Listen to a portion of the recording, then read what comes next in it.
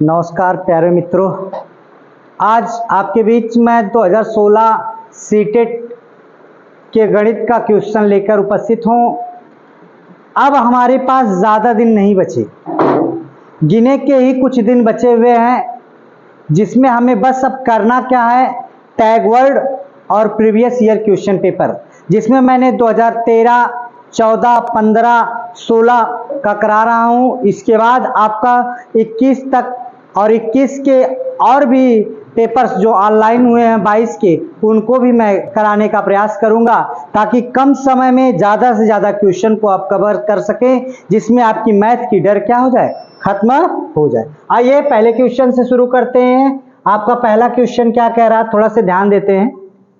कह रहा है आपका 31 से 60 तक के प्रश्न का विकल्प का सही चूज करना है। ये आप देखिए, नंबर 1 गणित का क्या कह रहा है, कक्षा 4 के अधिकतर शिक्षार्थी सोचते हैं संख्याओं के गुणन को प्राप्त संख्या सदैव दोनों संख्याओं से बड़ी होती है। मतलब गुणन, जाहिर सी बात है, मान लीजिए 3 गुणे 5 हो तो इन दोनों का गुणन पंचैन 15 सदैव बड़ा होता है। ये बात सही है। तो यह कथन सदैव सत्य नहीं होता। आप कैसे प्रदर्शित करेंगे कि यह कथन सदैव सत्य नहीं होता? तो सबसे पहले आप जानिएगा कि सबसे पहले पूर्ण संख्या में आप 1, 2, 3, 4, 5 कुछ भी ले सकते हैं। एक भिन्न गुणन की कलन विधि से संख्या रेखा पर प्रदर्शित करना, ये बात तो सत्य हो जाएगी। आगे देखिए, इसी संख्याओं के बार बार योग प्रदर्शित करना। जैसे आपको 3 गुणे 5 है, यानी कि 3 प्लस 3 प्लस 3 प्लस 3 प्लस 3, तो जोड़ेंगे तब भी कितना आएगा, 15 आएगा। बात तो ये भी सही। दशमलव संख्याओं के गुणन की कलन विधि प्रदर्शित करते हैं, ये भी बात सही है। ये भी सही। तो कौन सा नहीं हो गई, ग्रेड पेपर पर दशमलव के गुणन को प्रदर्शित करना। जोड़, घटाना, गुणा, भाग प्रदर्शित कर सकते हैं, लेकिन ग्रेड पेपर पे दशमलव का गुणन प्रदर्शित नहीं कर सकते। ठीक है, तो चलिए आगे देखते हैं। अगला सवाल क्या कह रहा, सवाल नंबर अगला क्या कह रहा, प्राथमिक स्तर पर शिक्षार्थियों को माप का संदर्भ पढ़ाने के लिए निम्नलिखित में से कौन सा कथन सत्य है? पहले क्या होगा, अप्रमाणित मापों का उपयोग। प्रमाणित मापों के बाद भैया अनुमान पहले लगाया जाता है, फिर प्रमाण बाद में दिया जाता है। जैसे मान लीजिए सपोज दैट कि एक मकान है, ऊंचाई है, लंबाई है, उसको नापा जाता है। तो ये लीटर डालने के बाद तो पहले अप्रमाणिक मापें होती है, फिर प्रमाणिक मापें होती है, यानी कि प्रमाणिक मापों का उपयोग अप्रमाणिक मापों के बाद करना चाहिए। पहले अप्रमाणिक माप होगा, फिर प्रमाणिक माप किया जाता है, यानी कि बी वाला विकल्प क्या हो जाएगा, सही हो जाएगा। चलिए आगे देखते हैं क्या कहते हैं। कह रहा क्या, वास्तविक जिंदगी में गणित का संबंध बनाने के लिए क्या अंतः विषयों को विकसित करने के लिए निम्नलिखित में से किन मूल्यांकन योजनाओं का उपयोग किया जा सकता है? मतलब क्या है, वास्तविक जिंदगी से सबसे पहले क्या करें, क्षेत्रीय भ्रमण, ये बात सही है। मौखिक परीक्षा, यह बात आपकी जान लीजिए कि मौखिक परीक्षा, बार बार मुख से परीक्षा लेना या ड्रिल कार्यपत्रक, ये दोनों आपके क्या हैं, गलत होंगे। आप आगे देखिए क्या होता है, ये सर्वेक्षण आपका सही पॉइंट है, परियोजना आपकी सही है, लेकिन जांच करना बार बार गलत हो जाएगा। फिर क्षेत्रीय भ्रमण, ये भी सही है, लेकिन मौखिक परीक्षण और जांच सूची नहीं कर सकते। तो क्या कर सकते हैं आप, क्षेत्रीय भ्रमण करेंगे, आसपास की चीजों को क्या करेंगे, सामाजिक जीवन से जोड़कर उसका हल निकालेंगे, और सर्वेक्षण करेंगे, और फिर परियोजना बनाएंगे, यानी कि डी वाला विकल्प क्या हो जाएगा, सही हो जाएगा। केवल मेरे साथ आप प्रीवियस ईयर क्वेश्चन पेपर कर लीजिए, और उसके बाद मैं आपको टैग वर्ड दूंगा, जिसको करने के बाद आपको यह निश्चित दावा बता रहा हूं कि आपका इस बार सीटेट में जा सकता है। गणित के कक्ष में दृष्टिबाधितों के लिए निम्नलिखित में से किसका प्रयोग शिक्षा के संसाधनों के रूप में किया जा सकता है? शिक्षा के संसाधनों के रूप में प्रयुक्त किया जाता है। जरा इसके बारे में आप बता दीजिए कि ये कौन सा सही होगा। थोड़ा सा इसके बारे में चर्चा करते हैं। आप देख लीजिए, आप देखिए सबसे पहले हमारे पास क्या होगा? टेलर गिनतारा, भिन्न किट, संख्या चार्ट। ये संख्या चार्ट अंधे व्यक्ति को दिखेगा? नहीं दिखेगा। फिर उसके बाद क्या होगा? टेलर गिनतारा, ये आपका दिखेगा टेलर गिनतारा, लेकिन संख्या चार्ट दिखने वाला नहीं है। कंप्यूटर, जिसमें आपको जानते होंगे टीएलएम में क्या होती है? एक श्रव्य सामग्री होती है और दृश्य सामग्री। एक श्रव्य सामग्री है वह सुना जा सकता है, और एक दृश्य सामग्री होती है जिसको देखा जा सकता है, और एक होती है जो श्रव्य और दृश्य दोनों होता है, जिसमें देखा और सुना दोनों जा सकता है। यानी कि आपको पाई चार्ट जो होता है ये कौन सी सामग्री के अंतर्गत आता है? ये आपके श्रव्य सामग्री के दृश्य सामग्री के अंतर्गत आता है। तो जब अंधा है व्यक्ति तो दृश्य सामग्री देख ही नहीं पाएगा, लेकिन जबकि टीवी कंप्यूटर क्या होता है? दृश्य और श्रव्य दोनों सामग्री में अंतर्गत आता है। तो यहां से कौन सा सही होगा? ये कंप्यूटर आपका सही हो जाएगा। चलिए देखते हैं अगला क्वेश्चन, सवाल नंबर 35 की तरफ। क्या होता है? संख्याओं के संदर्भ में प्रमाणिक कक्षा के बच्चे, अर्थात वे बच्चे जिनकी आयु 8-9 वर्ष है, निम्नलिखित में से किस समुच्चय में प्रवीण होंगे? किस समुच्चय में प्रवीण होंगे? जरा इसके बारे में बताइए। आप क्या कर सकते हैं? आनुपातिक विवेचन, अनुपात समानुपात उनको नहीं पता होता है, तो इसमें भी आनुपातिक विवेचन आता है, इसमें भी आता है। तो कौन सा बचेगा? बच जाएगा डी, पंक्तिबद्धता, यानी कि श्रेणी में कर सकते हैं, उनका वर्गीकरण कर सकते हैं, वेन हिले के ही सिद्धांत डाल सकते हैं। तो कौन सा सही हो जाएगा? आपका सवाल नंबर डी सही हो जाएगा। अगला देखिए, थोड़ा सा ध्यान देखते हैं। कक्षा 1 के शिक्षक ने एक विद्यार्थी को सभी वस्तुओं की गणना करने के लिए कहा, जिसमें क्या है? जिसमें पेन है, रबड़ है, शार्पनर का संग्रह, पेन, रबड़ और शार्पनर का संग्रह है। विद्यार्थी ने सभी वस्तुओं को एक रेखा में गणना शुरू की। उसने 10 वस्तुओं को एक साथ क्या किया? 10 वस्तुओं के साथ कहा कि इसमें 2 पेन हैं, 5 रबर हैं और 3 शार्पनर। आपके विचार से विद्यार्थी की गणना किस सिद्धांत और किन सिद्धांतों पर कठिनाई का सामना करना पड़ेगा? किस सिद्धांत और किस सिद्धांतों पर कठिनाई का सामना करना पड़ेगा? ये देखिए, आपको कठिनाई का सामना अमूर्त यानी कि वो तो दिखाई दे रहा है ना, जब पेन है, आपका शार्पनर है, रबड़ है, तो ये तो क्या है? मूर्त है ना, दिखाई दे रहा। तो सबसे बड़ी बात असंगत क्रम, मतलब अब ये अभी बताया नहीं गया कि वो संगत होगा, किस क्रम में रखा जाएगा। तो सबसे बड़ी कठिनाई यही होगी कि किस क्रम में उसको रखा जाए। सबसे बड़ी समस्या यही हो जाएगी। विकल्प स्थिर क्रम और अमूर्त सिद्धांत। स्थिर क्रम में आप रख ही नहीं पाएंगे क्योंकि बताया ही नहीं गया है उसको। तो सबसे बड़ी समस्या यही आपकी उत्पन्न हो रही है। तो चलिए आगे देखते हैं, सवाल नंबर 36 के बाद सवाल नंबर 37 क्या कहता है? कक्षा 2 की एक शिक्षिका ने अपने विद्यार्थी को 4 इकाई और 3 दहाई लिखने के लिए कहा। कुछ विद्यार्थियों ने 34 के स्थान पर 43 लिख दिया और लिखा। एक शिक्षिका के रूप में आप विद्यार्थियों को संकल्पनाओं को कैसे समझाएंगी विद्यार्थियों को? जरा इसका बता दीजिए आप कितना नंबर क्वेश्चन सही होगा।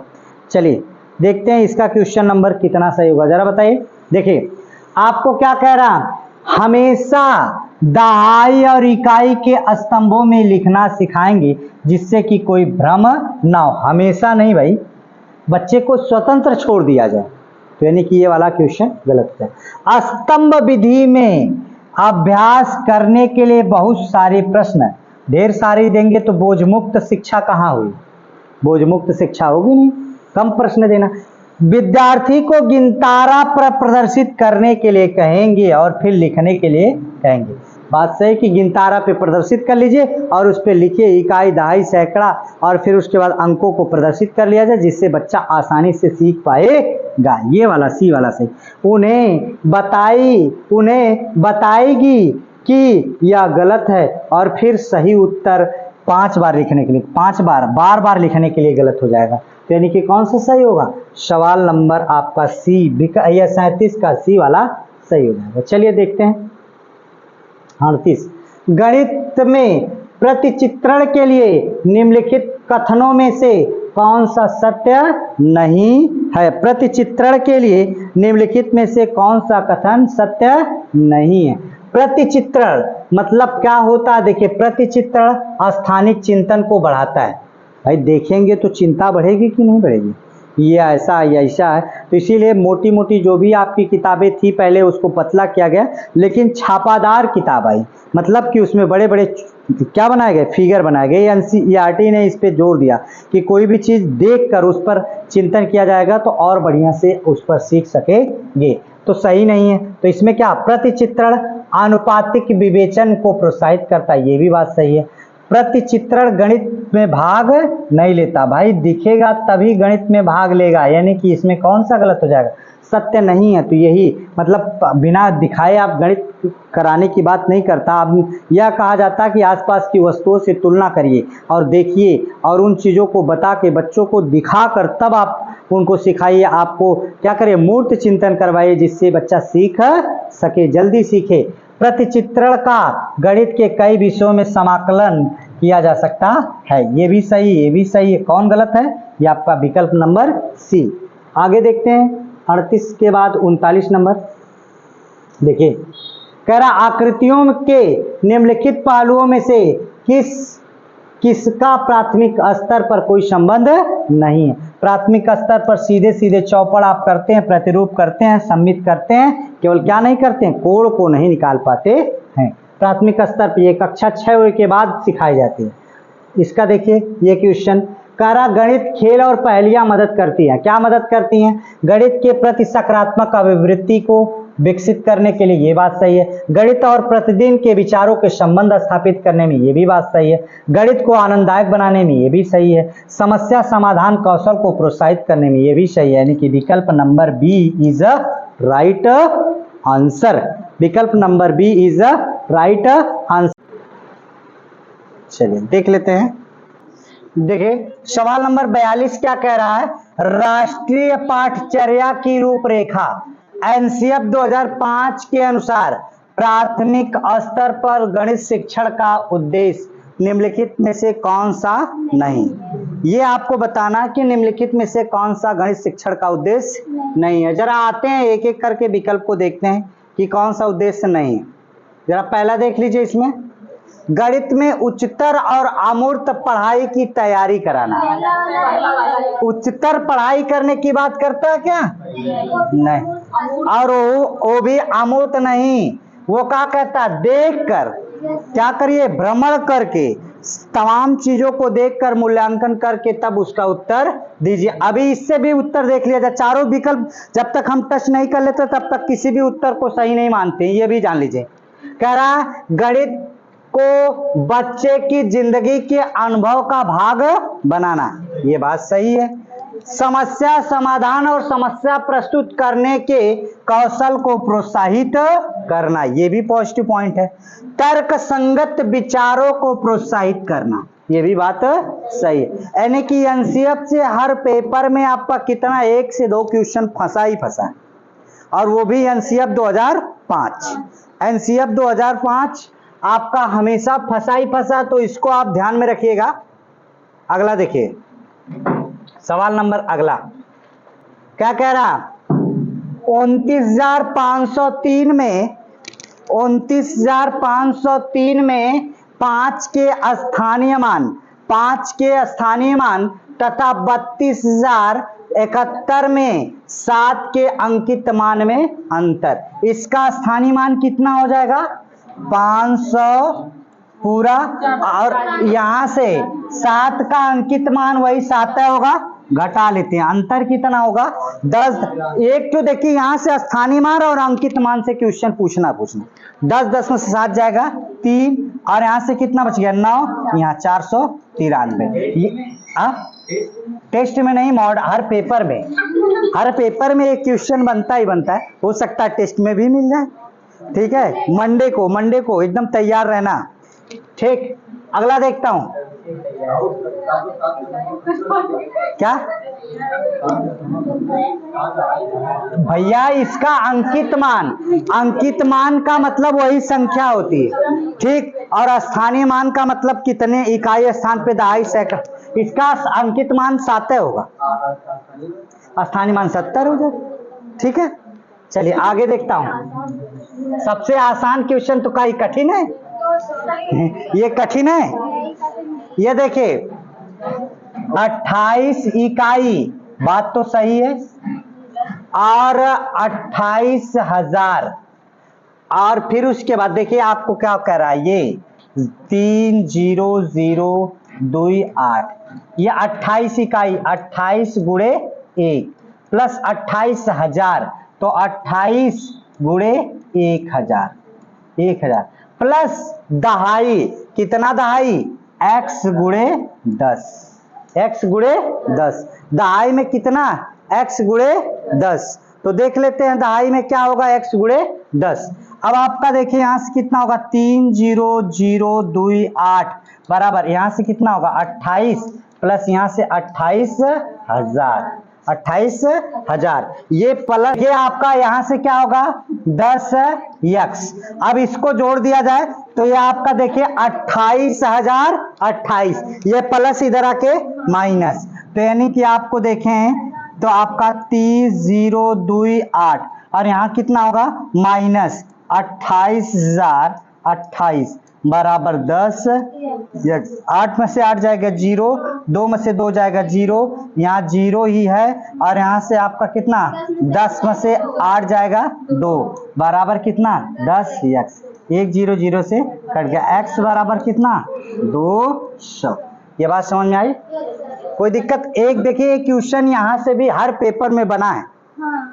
आप अगर 4-6 मॉडल पेपर, मेरा बस टेस्ट लेने का बस मात्र एक तरीका है। क्यों? क्योंकि आप जान रहे हैं कि हर मॉडल पेपर में एक क्वेश्चन, यहाँ से हर पेपर का एक अलग अपना स्टैंडर्ड है, जिसमें आपको हर क्वेश्चन एक एक करके पूछा गया, और उस क्वेश्चन को आप हल कर लेते हैं तो आपका काम आसान होगा।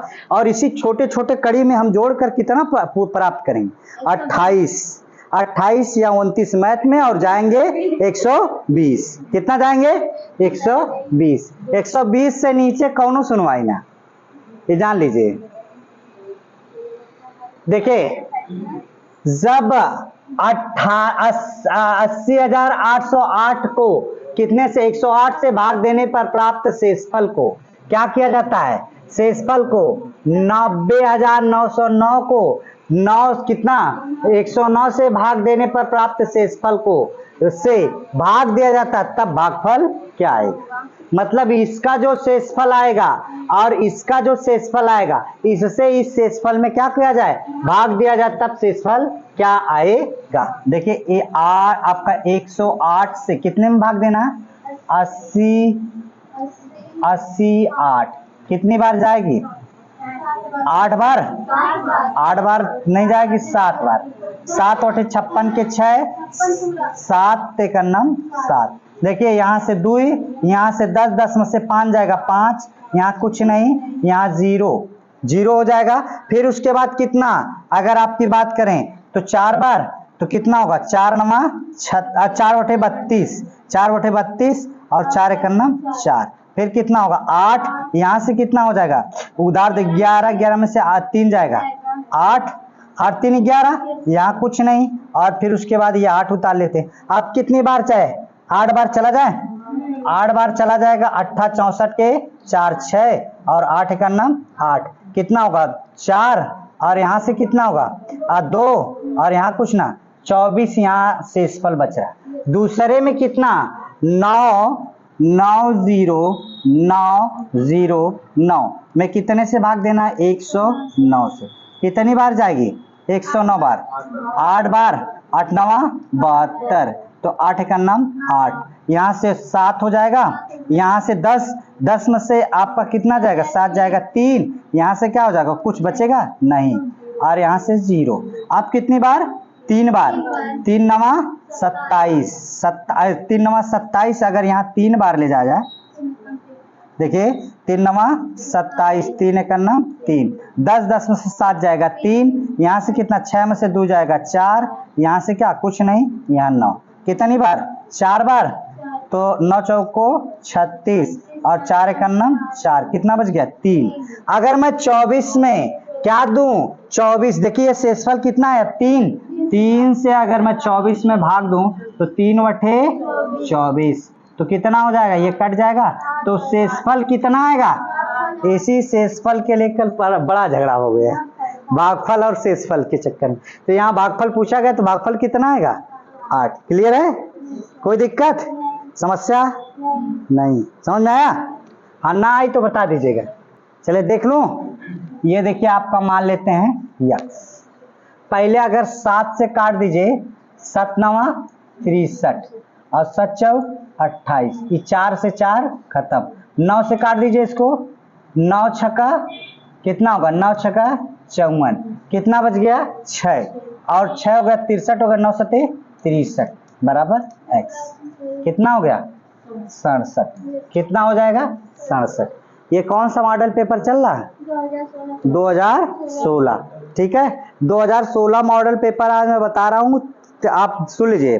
12, 13, 14, 15, 16, इसमें अगर किसी से कहीं से भी कोई भी समस्या किसी को होगी तो कल ला के आप पूछ लीजिएगा, बाकी मंडे के दिन तैयार रहेगा।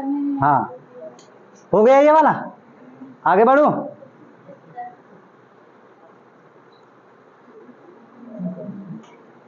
चलिए इसको बताइए,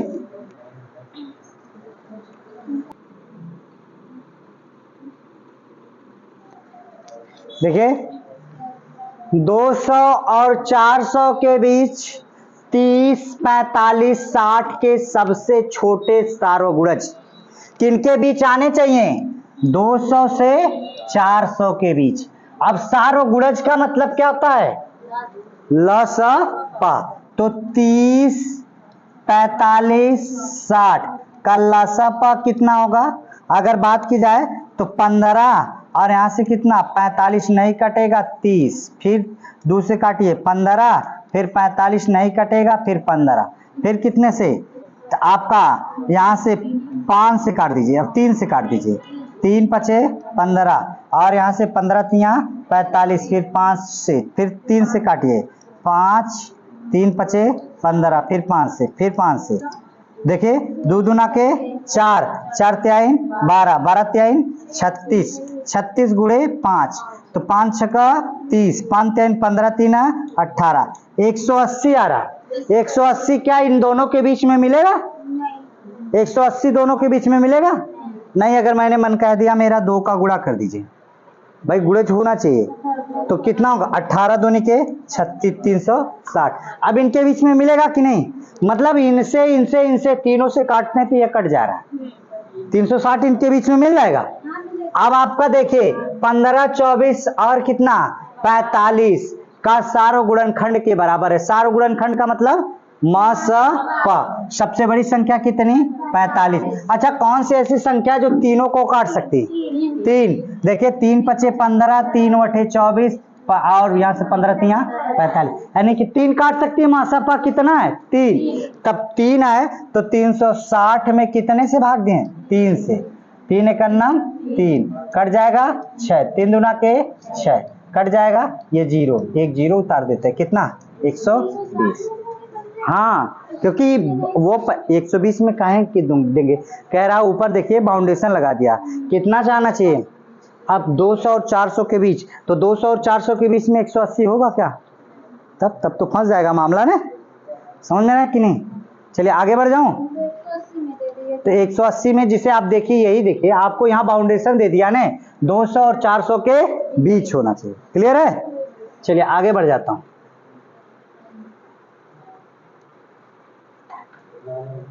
चलिए इसको बताइए,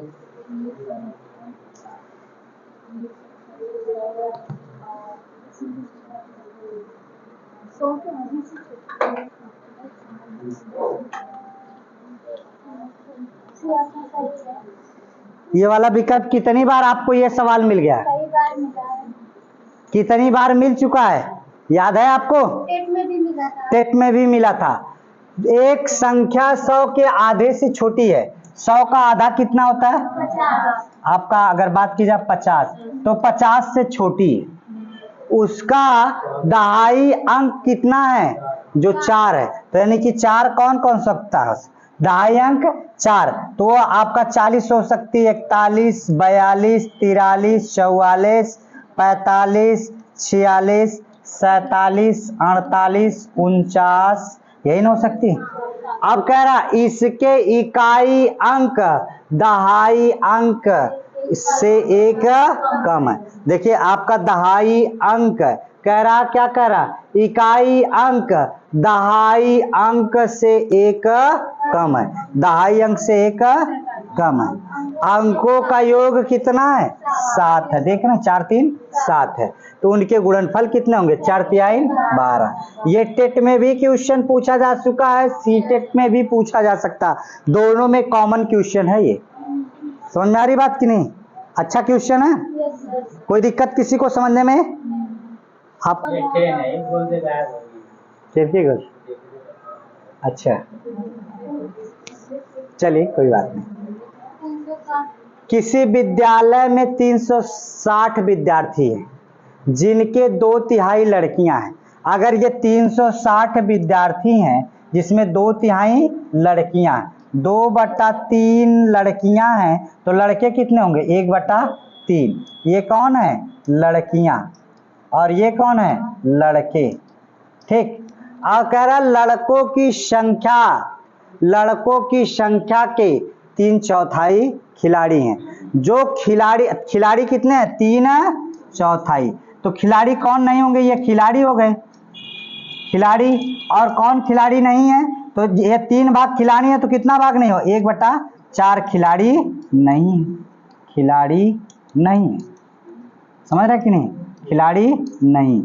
अब उन लड़कों की संख्या बताइए। अब बताइए 360 का कितना भाग लड़के हैं?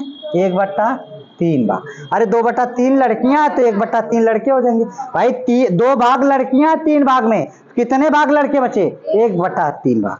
अब उसमें 3/4 खिलाड़ी हैं। ठीक, 3/4 खिलाड़ी, तो कितने खिलाड़ी नहीं है? 1/4। तो 1/4 कर लेते। क्लियर है?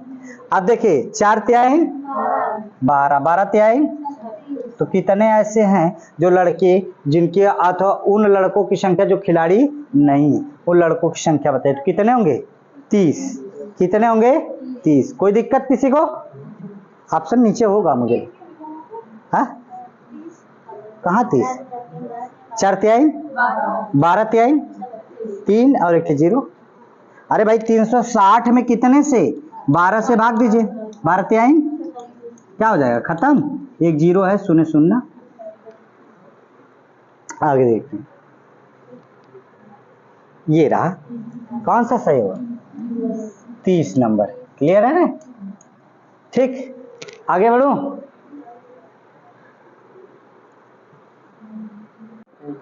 चलिए देखिए, हरीश ने एक स्कूटर 49,553 में खरीदा। तो 49,553 रुपया। और उसने क्या किया? 8,076 रुपए, 8,000 कितने? 76 रुपए वापस कर दिए। तो यहाँ से 13 में से 6 जाएगा तो 7 बच जाएगा। यहाँ से कितना बचा? 14 में 7 जाएगा 7। यहाँ से कितना बचा? 4 में से 0 जाएगा 4। यहाँ से कितना बच गया? 9 में से 8 जाएगा 1 4। और इतना तो रुपया उन्होंने दे दिया। अब उसके बाद इसको 37 बराबर किस्तों में बांट रहा है। मतलब 37 से क्या कर दिया जाए? भाग। 30 7 37। कितनी बार जाएगी? 37 से का नाम 37। 11 में से 7 जाएगा 4, यहाँ कुछ नहीं, यहाँ पे 4। तो अब यहाँ 11 का नाम 11 कितना?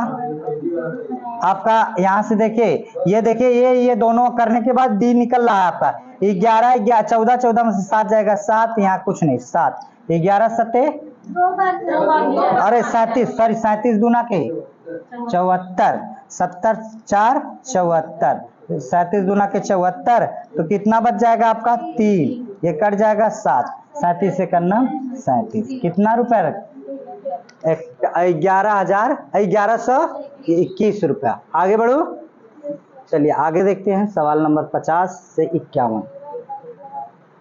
ये देखिए रेलगाड़ी से एक क्वेश्चन फिक्स रहता, क्लियर है?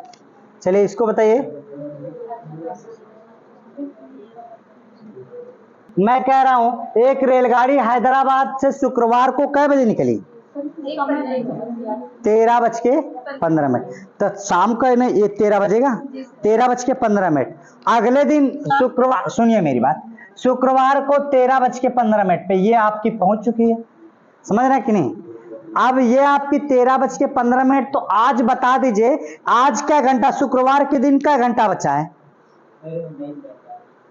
शुक्रवार के दिन कितना बजा? अगर मैं 45 मिनट ले लूं तो ये 14 बज जाएगा, 14 बज जाएगा 45 मिनट में 14 बज जाएगा। 14 के बाद 14 6 20 और 20 4 24, यानी कि 10 घंटा 45 मिनट शुक्रवार को बचा है। और फिर उसके बाद हाय देखिए 7 घंटा 30 मिनट, 7 घंटा 30 मिनट शनिवार को। हाय 45 और 30 कितना होगा? 45 और 30 कितना हो जाएगा? 45 30 75 75, यानी कि 1 घंटा 15 मिनट, 1 घंटा 15 मिनट। तो ये 15 मिनट रहने दीजिए, 1 घंटा ले लीजिए। हाय 10 7 17 1 18 18 घंटा 15 मिनट। कौन सा सही होगा? बस आसानी से एकदम, कोई दिक्कत थोड़ी नहीं। एक रेलगाड़ी से कंफर्म है, एक एक करके जितने भी क्वेश्चन मैं बता रहा हूं हर क्वेश्चन रिपीटेड हो रहे, कोई भी क्वेश्चन ऐसा नहीं कि अलग से सीटेड पूछ दिया। देखिए कोई ऐसा क्वेश्चन आ रहा है, एक दहाई सैकड़ा वाला आ रहा है, एक रेलगाड़ी वाला आ रहा है, एक आपका जातीय मान स्थानीय मान वाला आ रहा है, एक एनसीएफ से आ रहा है, एक वेनहिले से आ रहा है, और एक फिर उसके बाद ज्यामिति से कंफर्म आ रहे। तो 10-12 तो ऐसे ही कंफर्म हो जा रहे। बचे क्या? आपको 30 क्या टारगेट लेना है। गणित में मार ले गए तो फिर और किसी में एकदम दिक्कतें नहीं होने वाली। सुनिए, हाँ कहिया मंडे को देखिए 30 होगा या तो 25 होगा। 30 कम से कम रहेगा, 30 से कम नहीं रहेगा, और 20 मिनट की टाइम रहेगी। ठीक, 15 दिनों में मिनटों की संख्या बराबर है निम्न में से किसके सेकंडों की संख्या के बराबर?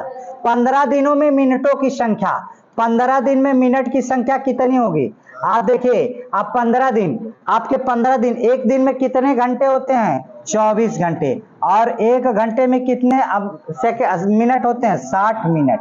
तो यहां से कितना हो जाएगा? अगर देखें आपका, देखिए 15 चौक को 15 छक्का 90, 900 गुणे 24। अगर यहां से करूं तो 0 0, 9 चौक को 36, 9 दूनी के 18, 9 दूनी के 18, 18 और 3 कितना होगा? 21, 21,600।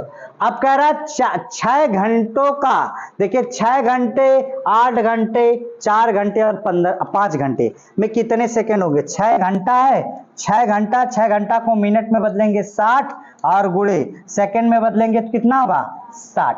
अरे भाई 6 घंटा है, 6 घंटा को मिनट में बदल देंगे तो 60 मिनट, और मिनट को सेकंड बदल देंगे 60 सेकंड।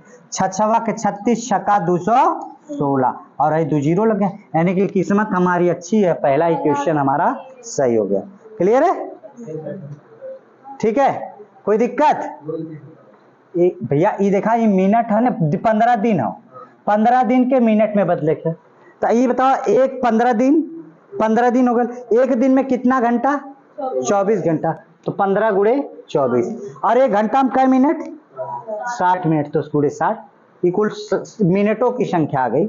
समझ आ रहे हैं कि नहीं? अब इसमें क्या है? निम्न में से किसके सेकंडों की संख्या के बराबर है? मतलब ये 6 घंटा, 6 घंटा में कितना मिनट? 1 मिनट में कितना हुआ? 1 घंटा में कै मिनट? 60 मिनट। मिनट में बदलना नहीं, फिर 60 मिनट के कितना से 1 मिनट में कितना सेकंड? 60 सेकंड। 60 से गुणा कर दो, बस और बराबर का धनिक बराबर हो जाए। हाँ हाँ, 6 घंटा वाला विकल्प सही। क्लियर है? ऑप्शन से ही लगेगा ये। आगे बढ़ूं?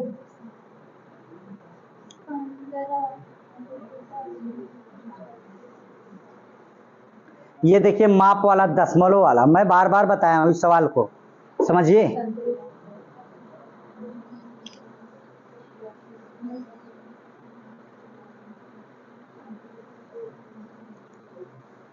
कितना है?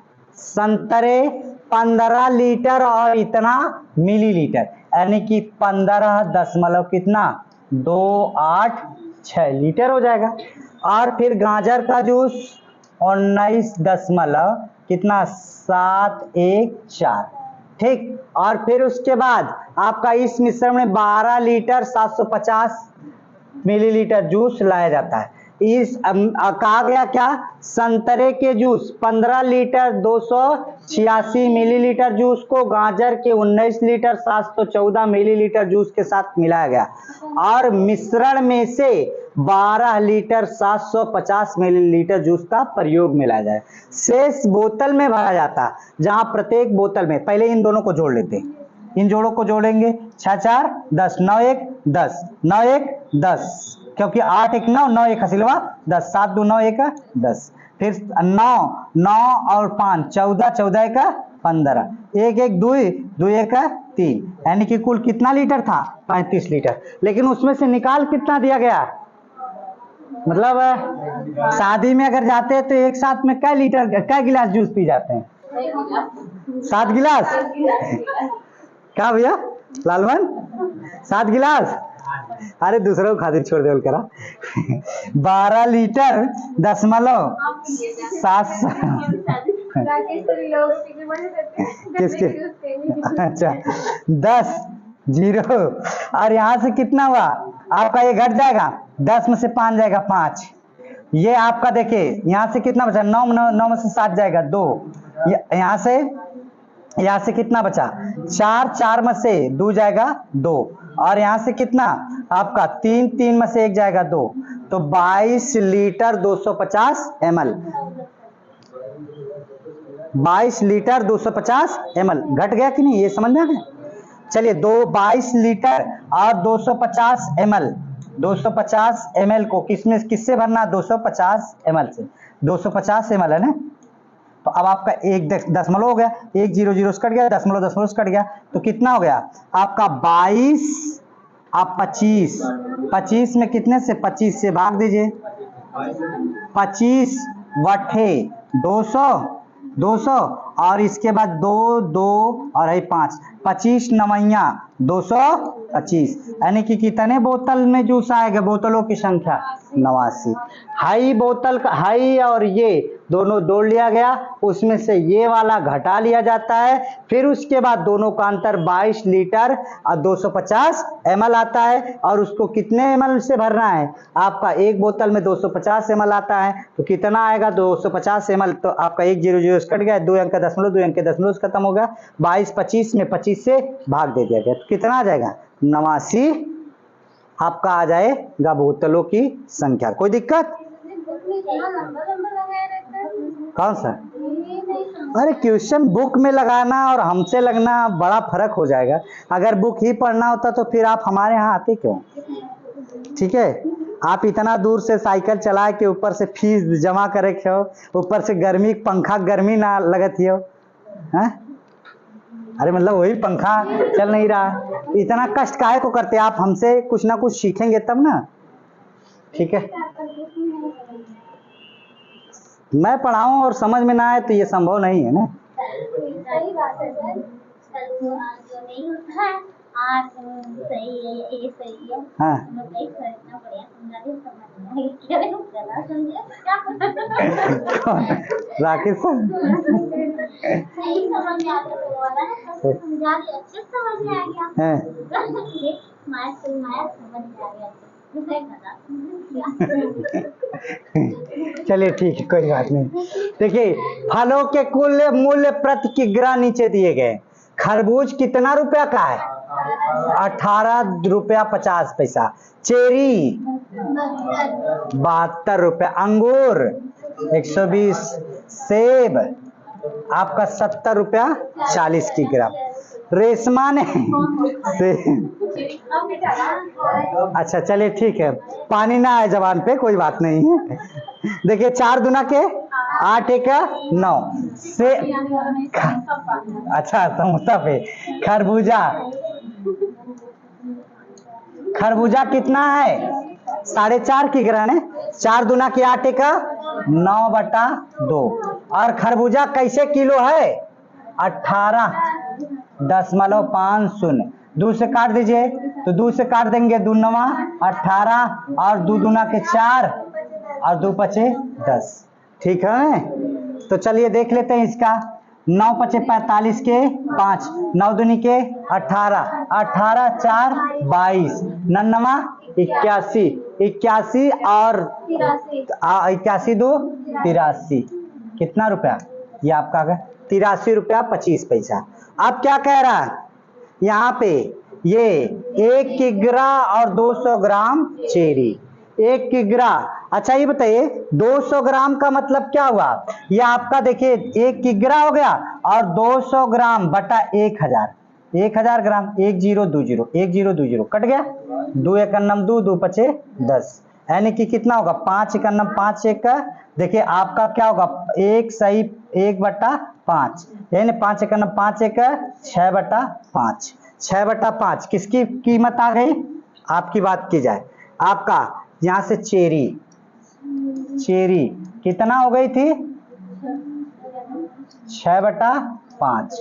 और कै किग्रा है चेरी का दाम 72, 72 है। अच्छा तो यहाँ से 5 से काट दीजिए,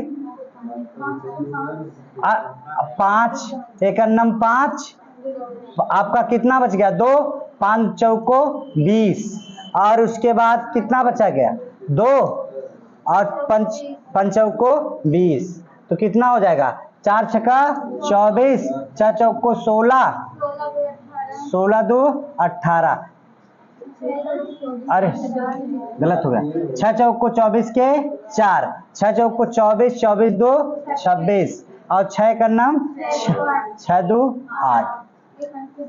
कितने रुपए हो गए, 1 अंक पे 10 लग गया ना। चलिए 86 रुपया कितना हो गया आपका 4 पैसा 40 पैसा। अब उसके बाद क्या कह रहा है, यहाँ से चेरी तो हो गई, अब उसके बाद क्या कह रहा है, कितना ग्राम अंगूर है खाली 250 ग्राम।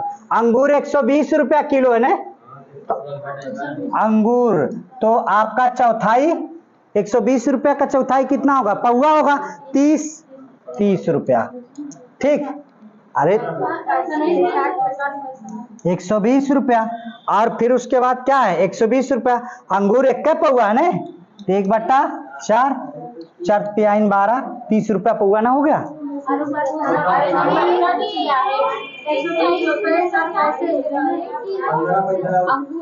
अच्छा 60 पैसा ये है, अच्छा ठीक, रुक जाए तो रुक जाए, हम सोचे 120 रुपया, 120.60 गुणे 1/4, 4 से काट दीजिए, 4 3 12 0 और 4 एक 4 5, यानी कि 30 रुपया 15 पैसा। ठीक, अब उसके बाद क्या कह रहा आप आगे क्या कह रहा, और 4 सही 1/3 किग्रा सेब, 4 3 12, 12 3 15, 15 बटा कितना 4, सॉरी 4 एक 4, 4 एक 4 3 7/4 का। अगर सेब का कितना है 78 रुपया, 78 रुपया ने, तो अब आप 78 रुपया 40 पैसा, 4 से काट दीजिए, 4 एक 4, कितना होगा 3 होगा, 3 होगा 38, 4 9 36, कितना हो जाएगा 2, 4 छक्का 24 और 6 सते 42, 6 सते 42 और 6 9 7 छक 42, 7 9 63, 63 और 4 67 हो जाएगा, 67 के 7 और फिर उसके बाद 7 एक 7, 7 6 13, दशमलव हो गया। अब दशमलव एक साथ रख के कितना हो जाएगा 83.25। गलत हुआ क्या कुछ हाई वाला, 4 से नीचे? नहीं नहीं नहीं, कोई बात नहीं, तो एक अंक पे दशमलव तो ले लिया हूँ। तो चलिए, आपका 83 और इधर कितना है 86 दशमलव कितना 4, 86.40। फिर उसके बाद यहाँ 30.15। फिर यहाँ पर कितना है 137.2 जीरो कर लीजिए, 5 5 10 के जीरो। और यहाँ से कितना होगा 2 4 2 6 6 2 8 1 9 9 1 10। और यहाँ से कितना हुआ 6 3 9 9 7 16 1 17। फिर उसके बाद कितना 8 8 16 और 16 6 कितना 16 16 3 16 3 19 19 3 22 22 और कितना 1 23। और फिर उसके बाद एक के बाद 3, अरे भाई 2 हो गए ना। अब कितना होगा 337 रुपया, उन्होंने कुल 500 रुपया की नोट दिया था 337, तो 500 में से 337 घटा दीजिए, 10 में से आपका 3 बच जाएगा। यहाँ से आपका कितना होगा 10 9 9 में से आपका 3 जाएगा 6, आपका यहाँ से कितना आपका 4 163 रुपया। कोई विकल्प है? डी वाला विकल्प है। थोड़ा से समय, अरे तो इसीलिए तो कह रहा हूं कि जब हम उसको 20 मिनट में कवर करेंगे तो ये कवरवा वहां से पूरा करेगा ना। आपको समझ में आ रही बात कि नहीं? तो 1 मिनट दे रहा हूं, तो इसको ये कवर तो करने दीजिए। ठीक, कोई दिक्कत? 163 आई, याद है क्या? चलिए 55 बताइए। इसका एक सवाल ये भी देखिए, एक सवाल कंफर्म ये पूछा जाता, बड़े आयतन बटे छोटे आयतन।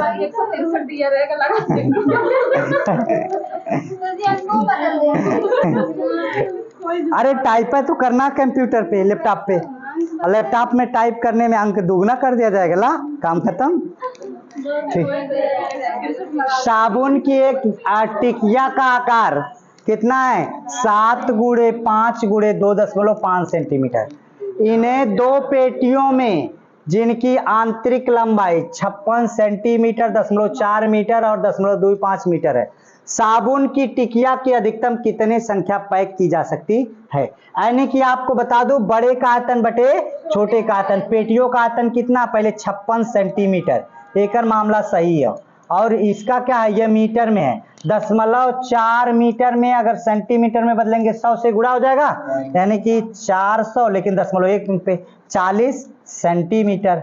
ठीक, और दूसरा ये मीटर में है 0.25 गुणे 100, तो करेंगे 2 5 00 तो 25, तो आपका 25 क्या हो जाएगा 25 सेंटीमीटर।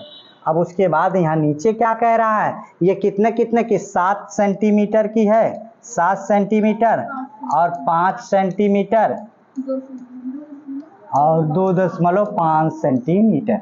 देखिए सेंटीमीटर कट गया सेंटीमीटर से, सेंटीमीटर सेंटीमीटर, 7 बटे 56, 8 और 5 बटे 40 और आई 25 से करना 25, लेकिन यहाँ पे आपका दशमलव है ना, तो यहाँ पे आपका 10 बच जाएगा। क्यों? क्योंकि दशमलव हटाने के लिए 25 बटा 2.5, दशमलव हटाने के लिए ऊपर नीचे 10 से गुणा, तो कितना होगा 250 बटा कितना 25, 25 दहा में 250, तो 10 आ जाएगा। हाई 8 कितना हो जाएगा 64, 8 64 1 0, तो कितना हुआ 640। क्लियर है? यहाँ से भी एक क्वेश्चन कंफर्म आपका आता ही आता है कि नहीं? यहाँ से एक क्वेश्चन हर पेपर में मिला है आपको। ठीक है, कुछ ऐसे चीजें जो एकदम कॉमन है, जिसको आपको बहुत ज्यादा मेहनत करने की जरूरत नहीं। हाँ, 56 नंबर इसका बताइए।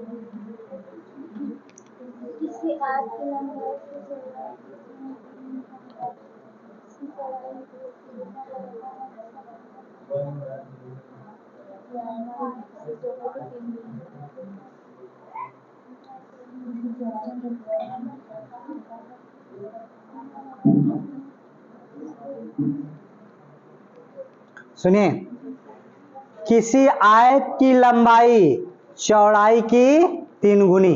मान लीजिए अगर ये आपका x हो गया तो ये कितना होगा 3x। और कह रहा इसकी चौड़ाई वर्ग की भुजा का आधा है, इसकी चौड़ाई वर्ग की भुजा का आधा है। वर्ग की भुजा कितनी हो जाएगी यानी कि 2x, तभी तो उसकी चौड़ाई आधी हो जाएगी। तो अब आपका क्या कह रहा है, जिसका परिमाप क्या है 72, जिसका परिमाप 72, किसका परिमाप 72 है, कह रहा है इसकी चौड़ाई वर्ग के भुजा का आधा है, जिसका परिमाप, अरे भाई आयत का परिमाप बराबर 2 कोष्टक में लंबाई प्लस चौड़ाई होता है ना, यही देखिए गलती हो गई। वर्ग का परिमाप बराबर भुजा का स्क्वायर, आयत का परिमाप, आयत का परिमाप 2 कोष्टक में लंबाई प्लस चौड़ाई। तो लंबाई कितनी है आपकी बात की जाए 2 को कितना 9 और ये कितना 27, तो 27 होगी। तो आपका कितना हो जाएगा जरा देखें, वर्ग का परिमाप बराबर 4 गुणे भुजा ना होता है, हम वर्ग का क्षेत्रफल निकाल रहे हैं। देखिए ये x बराबर कितना हो जाएगा, x बराबर आपका ये कितना आ जाएगा 9 आपका 9 दूनी के 18। अब इसका क्या होगा, इसका अगर जोड़ेंगे तो 2 गुणे और इसके बाद 9 7 16 और फिर उसके बाद 2 1 3, तो 36 दूना के 72। और उसके बाद है वर्ग का परिमाप बराबर, वर्ग का परिमाप बराबर 4 गुणे भुजा, जल्दबाजी में खाली गलती हुई, 4 गुणे आपका कितना होगा भुजा 18, 18 चौक 72, यह भी 72, यह भी बराबर 72, यानी कि पढ़िए आप आयत और वर्ग दोनों के परिमाप बराबर, आयत और वर्ग दोनों के परिमाप क्या है बराबर। क्लियर है, आगे बढ़े, चलिए बाकी अब देखते हैं। चलिए सवाल नंबर 57 को देखते हैं कि किस तरीके से ये लगेगा। ये कह रहा है निम्नलिखित में से कौन सा सही नहीं है। आपको कह रहा है कितना 2005 ग्राम को कितना किग्रा में 2.00 किग्रा है, तो क्या होगा, आप पहला विकल्प देख लिए 2005 में अगर किग्रा को ग्राम में बदलना है तो कितने से भाग देना होगा 1000 से भाग देना पड़ेगा। तो 1000 से भाग देंगे यानी कि 2.005 आएगा, ये बात तो सही। कह रहा किसी घनाभ का आयतन उसकी लंबाई और चौड़ाई तथा ऊंचाई इतनी है। तो किसी घनाभ का आयतन बराबर क्या होता है, आयतन बराबर आपका होता है लंबाई गुणे चौड़ाई गुणे ऊंचाई। आपका कितना होता है ऊंचाई, लंबाई कितनी है आपकी बात की जाए तो 45, चौड़ाई कितनी है आपकी 15, ऊंचाई कितना है 40। अगर बात की जाए तो 15 चौक को 60, ये 60 हो गया 6 आपका 600 गुणे 45, अगर मैं इसका गुणा कर दूं तो कितना होगा 0 0 0 0 6 5 30 और 6 चौक को 24, 24 3 27, ये होगा। और फिर उसके बाद घनाभ का आयतन, घन का आयतन 0.3 मीटर, मीटर को सेंटीमीटर में बदल दिया जाए। घन का आयतन बराबर भुजा की घाते कितना होती है 3, तो भुजा की घाते 3 यानी कि 0.3 की घाते कितना हो जाएगा। एक चीज आपकी बात की जाए मीटर को सेंटीमीटर में बदल लेते हैं। अगर ये सेंटीमीटर में है तो मीटर को सेंटीमीटर में बदलेंगे तो 1 मीटर में कितने सेंटीमीटर 100 सेंटीमीटर, तो 0.3 गुणे 100 का गुणा करेंगे तो 3 30 हो जाएगा, यानी कि आपका कितना होगा ये 30 आएगा। जब 30 की घाते 3 होगा तो यहाँ से 3 त्रिका 9 त्रिका 27 हो जाएगा, 00 000, यानी कि यह भी ये दोनों बराबर है। देख रहे हैं घन का आयतन लंबाई गुणे चौड़ाई गुणे ऊंचाई, और घन का आयतन ये घनाभ का आयतन लंबाई गुणे चौड़ाई गुणे ऊंचाई 27000 और फिर घन का आयतन भी 27000, यानी कि दोनों ये भी बराबर है ये भी बराबर। कह रहा कौन सही नहीं है, अब कह रहा कि 100 10 का शतांश है, 10 का शतांश का मतलब क्या होता है 100 से भाग, 1 0 0 से कट गया 0.1, ये भी बात सही है, ये भी शतांश सही है। तो कौन सा है, ये कह रहा 55 लीटर और यहाँ से 55 लीटर और 55 मिलीलीटर क्या होता है, कितना लीटर होता है। देखिए ये 55 लीटर तो रही करेगा, ये आपका 55 लीटर, अगर ये 55 लीटर हो गया, जबकि ये मिलीलीटर को 1000 से भाग देंगे तो 55 में आप 1000 से भाग दे देंगे तो 0.055 आएगा, तो इसके साथ 0.055 होना चाहिए, जबकि इसमें कितना दिया 55.55, यानी कि यही वाला गलत है, डी इज राइट आंसर। चलिए, ये सवाल नंबर 57 था। सवाल नंबर 58 की तरफ हम लोग चलते हैं। कह रहा है कि 2 अंक की संख्या को दूसरी अंकीय कह रहा कि 2 अंक की संख्या को दूसरी एक अंकी या 2 अंकीय संख्या से गुणा करने की प्रक्रिया को समझने के लिए निम्नलिखित में से पूर्व जानकारी की आवश्यकता होनी चाहिए। जरा इसको बताइए आप लोग, उत्तर कितना आएगा। तो इसको देख लेते हैं कि कितना आएगा इसका उत्तर। थोड़ा सा इसके बारे में आप बता दीजिए कि कितना उत्तर आ रहा है इसका।